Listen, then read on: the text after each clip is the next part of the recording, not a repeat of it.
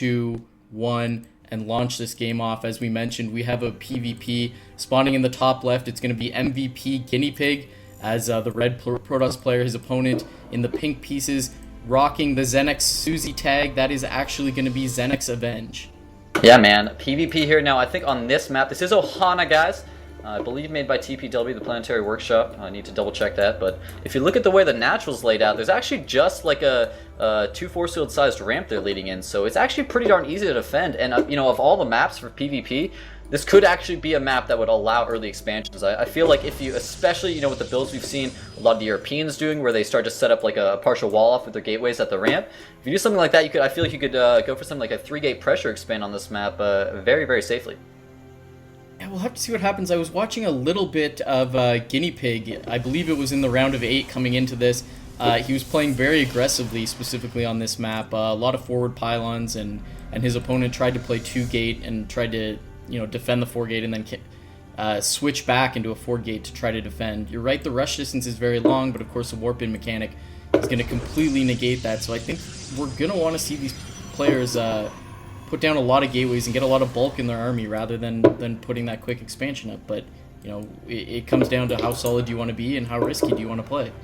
Yeah, of course, there are a lot of risks you can take, especially if you deny that scouting can be so crucial in PvP. Obviously, in the early game, you're not going to be able to stop the pro from actually seeing like how much chrono you have, whether you're taking that second gas. Right. Once that stalker's out, you can start making some, you know, some crazy decisions. That's where PvP gets really risky, and that's where we end up running into a lot of those kind of coin flippy situations, which is why we see so many players kind of struggling to come up with, you know, the best standard build possible. But look at this, a forward pylon already going down from Avenge in a very well hidden spot in the top right of the map. Yeah, so I think we know what's going to come out of him. Meanwhile, we see that Guineapig is not even scouting whatsoever, so going to play so safe that he doesn't need to get in there and scout. We see the probes doing the old shoulder check as they run past each other. Avenge is going to try to steal some minerals, and this actually deals a lot of damage. It can't be understated. If you check the minerals, it goes up to hundreds of minerals if you continue to harass those fast mining mineral patches, as we see Avenge doing.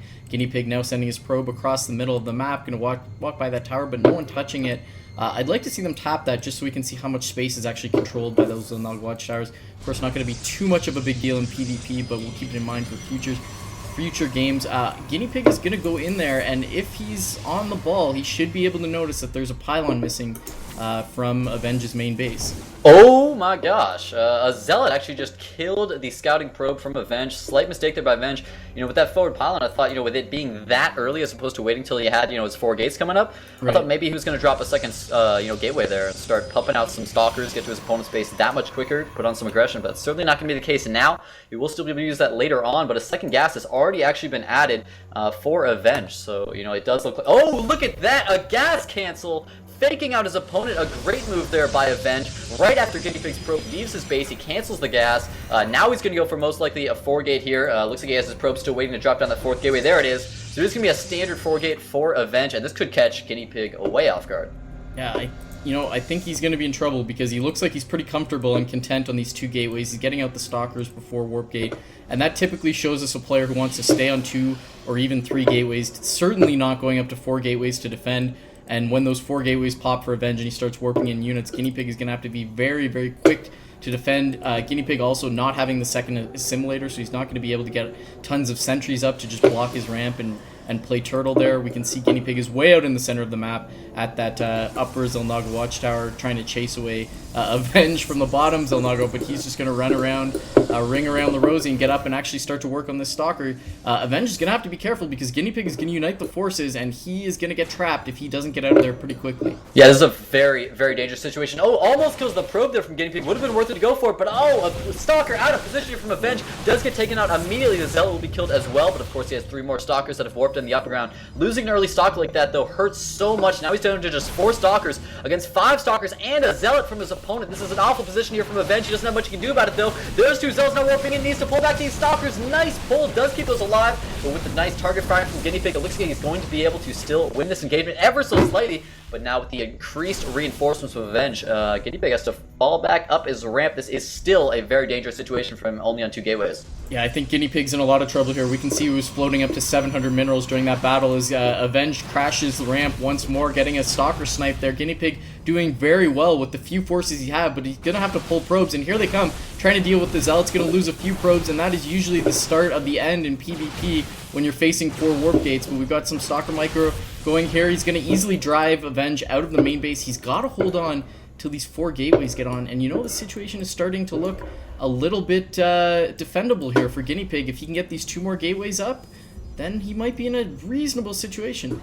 Yeah, absolutely. He does have them very close to completion. He has this very high Stalker count, a low number of Zealots, but he can, of course, target fire the Stalkers from Avenge. Nice move. Oh, wow. Will be able to pick those off. Great micro here by Guineapig. Just continuously kiting the Zealots while he picks off the Stalkers. And there's the GG from Avenge. We have a 1-0 advantage here for Guineapig. And you know, this is kind of the situation we see all the time, where one player is just fundamentally better than the other player, even if the strategy was in his favor. I think Avenge clearly had the better of the 2 builds, but he got outplayed, specifically with the Stalker Micro there. Guineapig doing very well to move in, finish the Stalkers, not bring them down to low health, but actually finish them to negate the damage and then run away and just continue to compound his number until he was able to dance away, and Avenge has no options left but to GG out. Yeah, man. I mean, with that really fantastic micro, you get into the situation when you have so many more Stalkers than your opponent that you can just kite the Zealots, you can target fire. We saw that micro, and that means he has that 1-0 advantage. We're already going to be moving into game 2. It looks like the map is going to be on Haven's Lagoon. Is it? And because then I'm loading the wrong map. Oh, unless I'm loading the wrong one, I believe so. Okay, let me bring it back. Let's slow this down. Well, I've got a Terran in my game, so that's oh, there we go. The raid series. And yeah, no, I wasn't actually familiar with the names of all the maps, but this is actually that map that ends up ascending constantly as you take more bases. And I was really excited to get to see games on this map, so excited to move into game 2, Chill. Yeah, the problem of trying to feature maps with PvP is that the warping mechanic just completely negates the early game. Okay, so now I've got it loaded up. The one thing I'm interested to see here in PvPs is how much the warp prism comes into play, because you know you got that long rush distance, or long with air quotes, but you've got that nice close air position where warp prism can get in, do some nice backdoor harassment, and then get out. You've got so much room in the center that it can float and wait for the opponent, or wait for the moment when your opponent's army is out of his main base and fly in, drop some Zealots, and get out of there. So if either player goes to Robo and gets a warp prism out, I'm going to be extremely excited on this map. Yeah, I think the last time I saw a PvP on this map, it was 4-gate plus Warp Prism. You know, there's a lot of surface area below the main or above if you're at the bottom position that just kind of leads out into the main map. So you can just kind of bring some Stalkers over there to support your Warp Prism, load them up, bring them on the upper ground. And if you try to go for some type of defensive play like a 2-gate, and instead of going for a 4-gate yourself, you can just run into some serious issues. Just being so far behind on units when your opponent can just get right past any potential force field, get right past that ramp with that Warp Prism. So on this map, I do agree with you. I think it would be a fantastic strategy to utilize. Okay, so with that being said, are you ready to jump into game number 2? Absolutely, man. Let's get it started.